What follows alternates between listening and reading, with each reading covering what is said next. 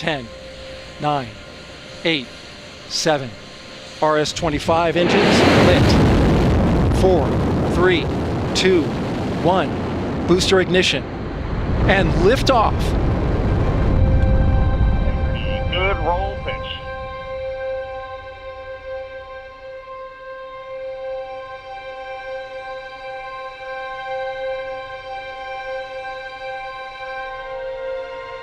Communication signal transfer confirmed as Integrity and its crew go supersonic.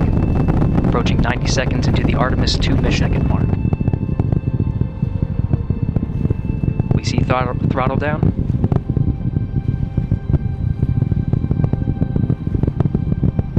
Confirmed separation.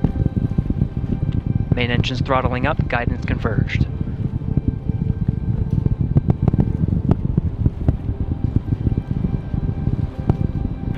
Integrity, guidance converged, performance nominal, upper stage RCS ready. Copy all, Stan.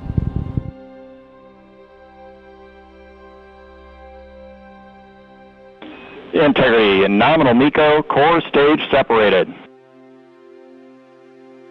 Again, we will see the separation of the interim cryogenic propulsion stage coming up first in just under 12 minutes.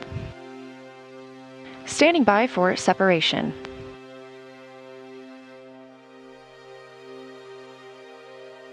We have good separation, good motion. We are ATP go. Confirmation, separation from the interim cryogenic propulsion stage. Good motion. Go for 180 pitch.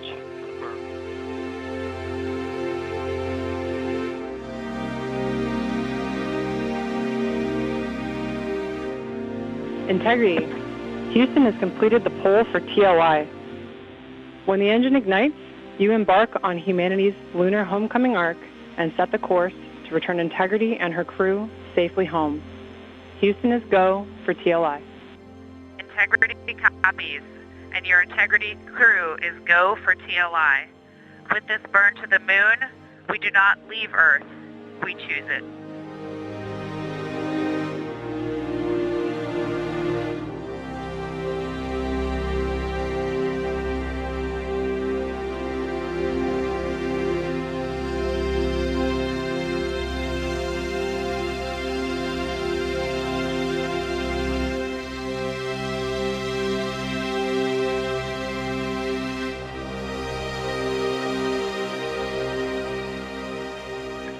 Well, with that successful TLI, the crew's feeling pretty good up here on our way to the moon, and we just wanted to communicate to everyone around the planet who's worked to make Artemis possible that we firmly felt the power of your perseverance during every second of that burn. Humanity has once again shown what we are capable of, and it's your hopes for the future that carry us now on this journey around the moon.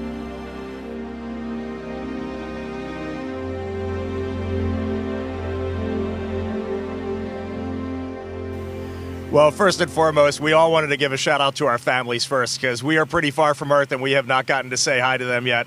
But there was a moment about an hour ago where Mission Control Houston reoriented our spacecraft as the sun was setting behind the Earth. And I don't know what we all expected to see in that moment, but you could see the entire globe from pole to pole. You could see Africa, Europe, and if you looked really close, you could see the Northern Lights. It was the most spectacular moment, and it paused all four of us in our tracks. I heard that there was a little bit of an issue with the toilet. Which one of you was the plumber? I'll take that one. I'm the space plumber. I'm proud to call myself the space plumber.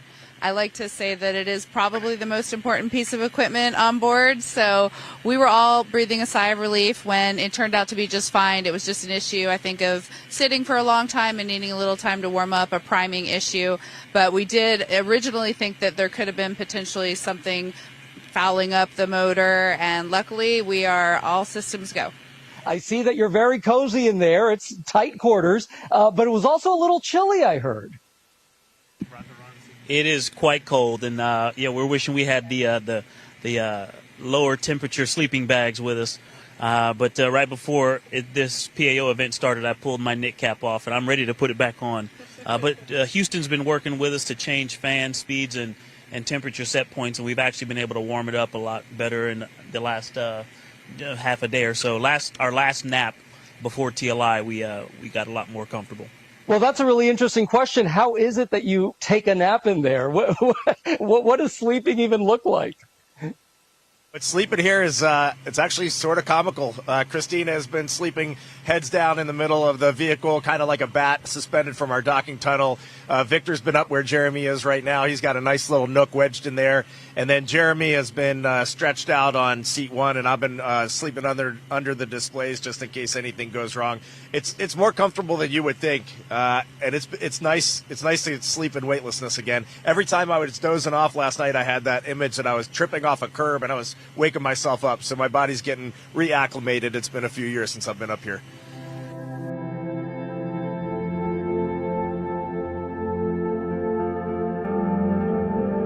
Now, while they are officially closer to the moon than they are to Earth, they have not entered what is known as the lunar sphere of influence yet. That milestone will come on flight day 5. And when that milestone happens, that is when the moon, instead of the Earth, becomes the main gravitational force acting on the Orion spacecraft. In the background, you're getting a look at NASA astronaut Victor Glover, pilot for the Artemis II mission, preparing to exercise. And what he is using is the flywheel device.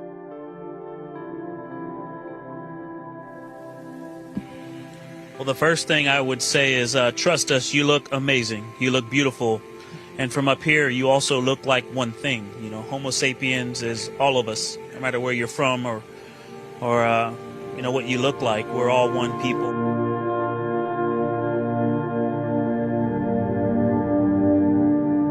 You are special. In all of this emptiness, this is a whole bunch of nothing, this thing we call the universe. You have this oasis, this beautiful place that we get to exist together. I think as we go into Easter Sunday, thinking about, you know, all the cultures all around the world, whether you celebrate it or not, whether you believe in God or not, this is an opportunity for us to remember where we are, who we are, and that we are the same thing and that we got to get through this together.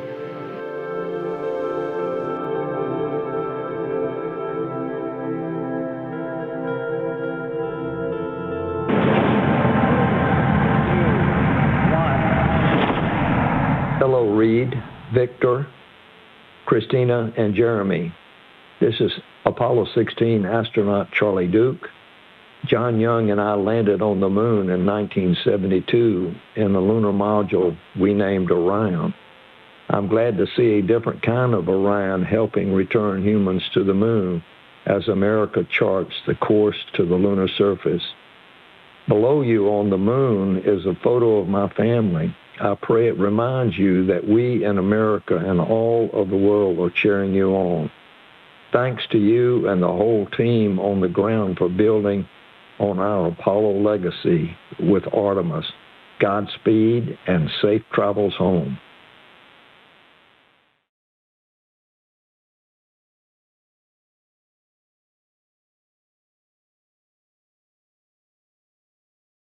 Hello, Artemis II. This is Apollo astronaut Jim Lovell. Welcome to my old neighborhood. When Frank Borman and Bill Andrews and I orbited the moon on Apollo 8, we got humanity's first up-close look at the moon and got a view of the home planet that inspired and united people around the world. I'm proud to pass that torch on to you as you swing around the moon and lay the groundwork for missions to Mars for the benefit of all. It's a historic day, and I know how busy you'll be, but don't forget to enjoy the view.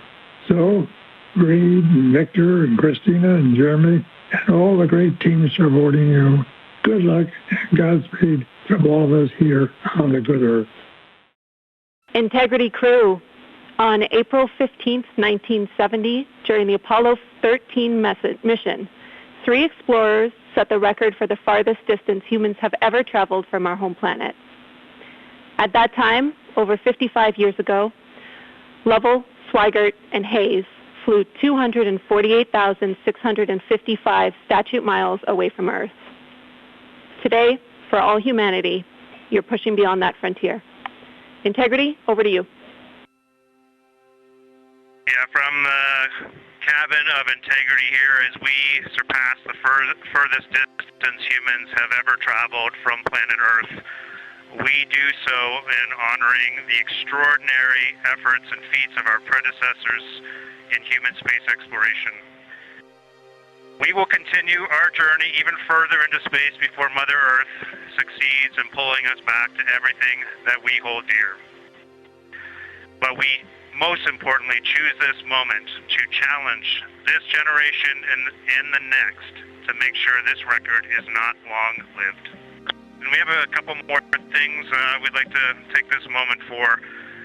Our science team helped us out with a couple of relatively fresh craters on the moon that have not been previously named, and our crew would like to propose a couple of potential names for those items or those areas. And we spent a bit of time this morning looking out the window, and we're able to see them. The first one we'd like to suggest is a named crater in honor of our great spacecraft integrity. And so if you were to look at Orion on the far side and then draw a line straight up to Ohm on the far side, relatively in the middle is an unnamed crater, and we would like to suggest it be called Integrity in the future. And the second one, and especially meaningful for this crew, is a number of years ago we started this journey in our close-knit astronaut family, and we lost a loved one.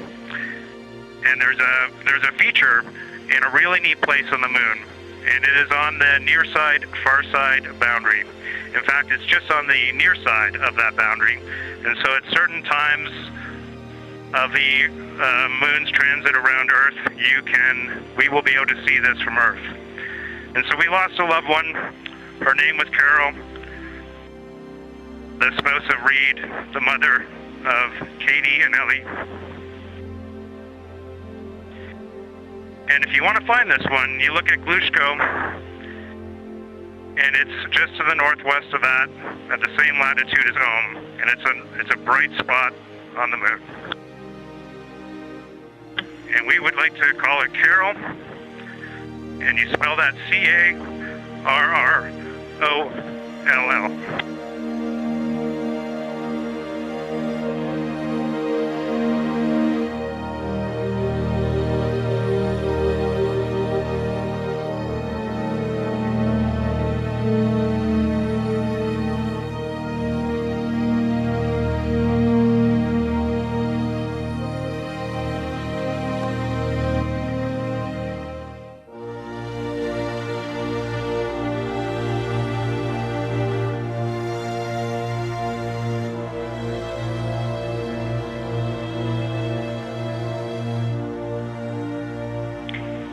Integrity and Carol Crater, loud and clear. Thank you.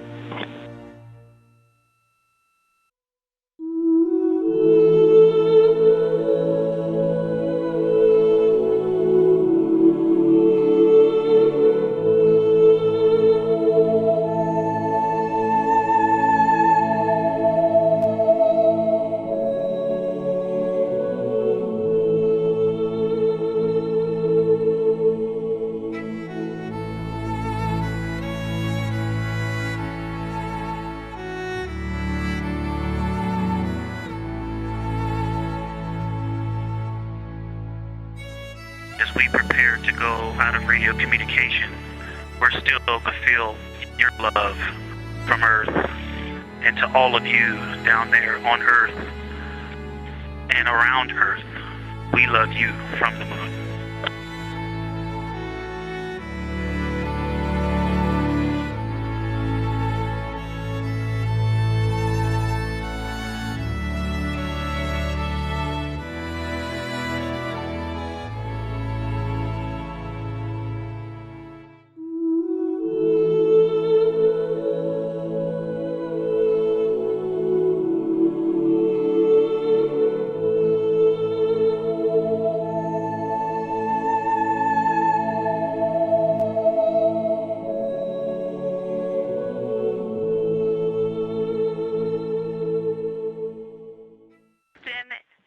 Integrity, comm check. Integrity, we have you loud and clear. How many? Houston, we have you the same, and it is so great to hear from Earth again. To Asia, Africa, and Oceania, we are looking back at you. We hear you can look up and see the moon right now.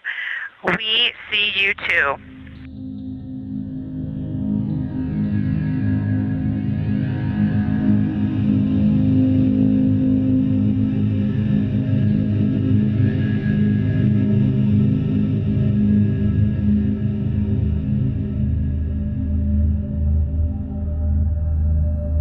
You're getting a live look from Orion as the crew observes a solar eclipse from the moon. Science, integrity, in the blind. This is continues to be unreal. The sun has gone behind the moon, and the corona is still visible, and it's bright, and it creates a halo almost around the entire moon. But when you get to the Earth side, the Earth shine is already shown. I mean, almost seconds after the sun set behind the moon. You could see Earth shine. The Earth is so bright out there, and the moon is just hanging in front of us. This black orb out in front of us, in front of now, not the blackness, but the gray that blends and drifts into the blackness. We can see stars and the planets behind it, and it is quite an impressive sight. You can still see the horizon lit up brighter where the sun set on that side of the moon. It is the strangest looking thing that you can see so much on the surface. First, you mentioned Reed observing meteors. Can you speak to that? Were you referring to comets or impact flashes or something else? Yeah, there was a little bit of giddiness. We have seen 3 impact flashes so far. I saw 2, and Jeremy has seen 1. Undoubtedly, Jeremy saw 2, so that's 4 total. Undoubtedly, quick impact flashes. It was not sun glint off of particulate from the thrusters or the purge tanks. It was definitely impact flashes on the moon. And Jeremy just saw another one. Go ahead with your next question. Amazing news. I literally just looked over at the SIR and they were jumping up and down literally. If you could describe where on the moon you saw them, please. All right, so Jeremy has seen them kind of on and south of the equator, kind of spread across the moon, and mine were both south of the equator and just a little bit left of center of the moon.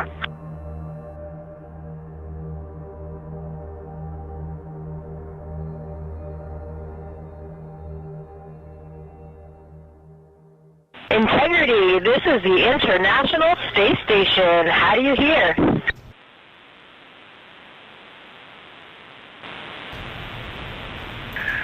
Hey, International Space Station and Jessica, we have you loud and clear. How about us? We have you loud and clear as well, and we have BME TV up, so we have a view of you right now, and it is making us so excited. We feel like you're here with us, and this is really just making our entire week right now. We have been waiting for this like you can't imagine. Let me go check on our PFD. We are 201,726, now 25 nautical miles from planet Earth, which is just hard to believe. The scales are impossible to believe. We know how fortunate all of us are as humans to come up here and look down at the Earth from above. Every astronaut that comes to space remarks on that, and we really wanted to hear what that felt like, how different that felt now from your new perspective around the moon. The thing that changed for me looking back at Earth was that I found myself noticing not only the beauty of the Earth, but how much blackness there was around it, and how it just made it even more special. It truly emphasized how alike we are, how the same thing keeps every single person on planet Earth alive.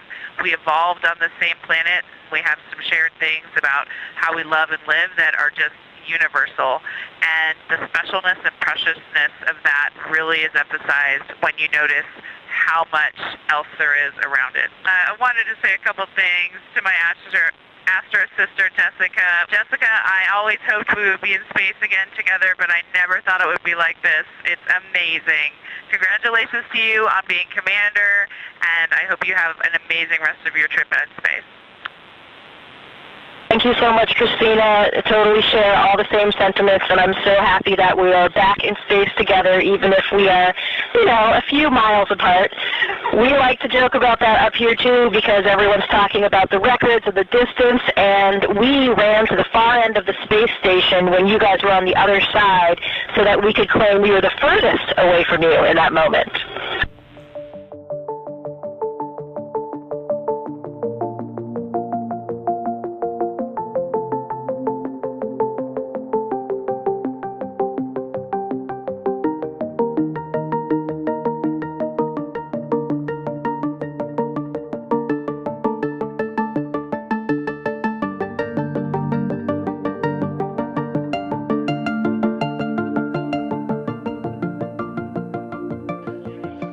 And we have confirmation of crew module, service module separation. Houston copies and concurs. The European service module now separated from integrity, a job well done.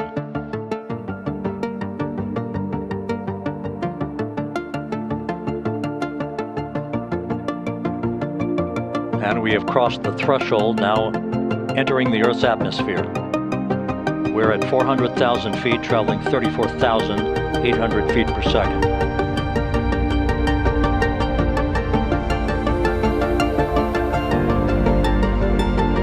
Time to splash down 13 minutes, 10 seconds.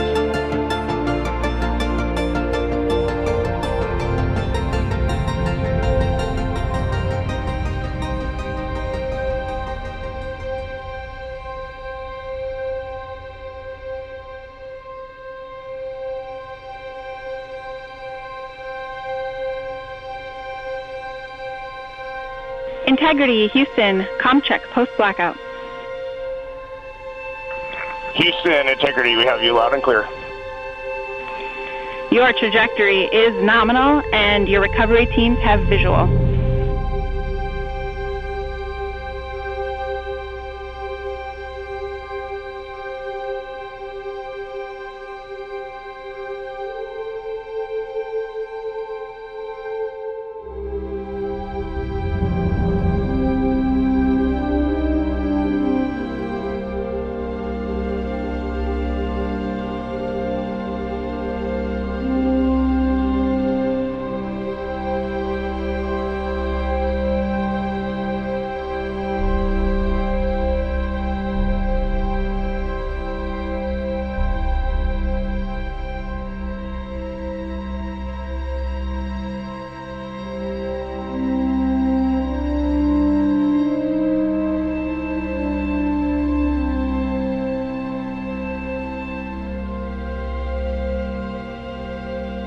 Main chute deploy. We're at 5,000 feet.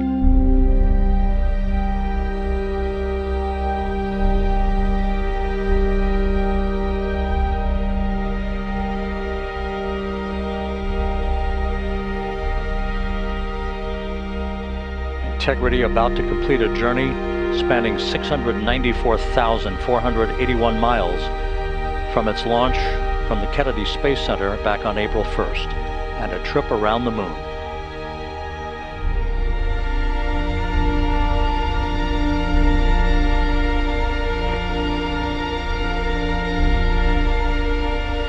Splashdown confirmed.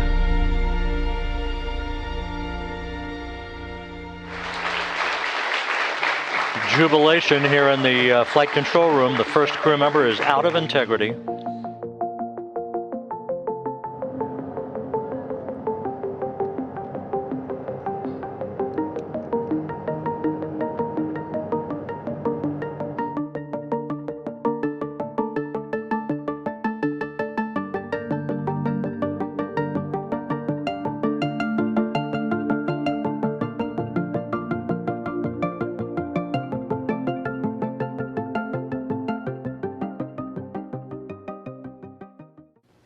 We are bonded forever, and no one down here is ever going to know what the four of us just went through, and it was the most special thing that will ever happen in my life. And our families are over here. No one knows what the families went through, man. This was not easy. Being 200,000 plus miles away from home Like before you launch, it feels like it's the greatest dream on Earth. And when you're out there, you just want to get back to your families and your friends. It's a special thing to be a human, and it's a special thing to be on planet Earth. Thank you. A crew has the same cares and the same needs. And a crew is inescapably, beautifully, dutifully linked. So when we saw Tiny Earth, people asked our crew what impressions we had. And honestly, what struck me wasn't necessarily just Earth, it was all the blackness around it. Earth was just this lifeboat hanging undisturbingly in the universe.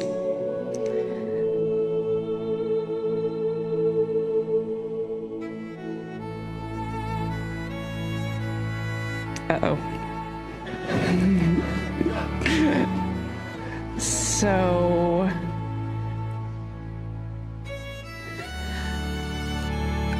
I may have not learned, I know I haven't learned everything that this journey has yet to teach me.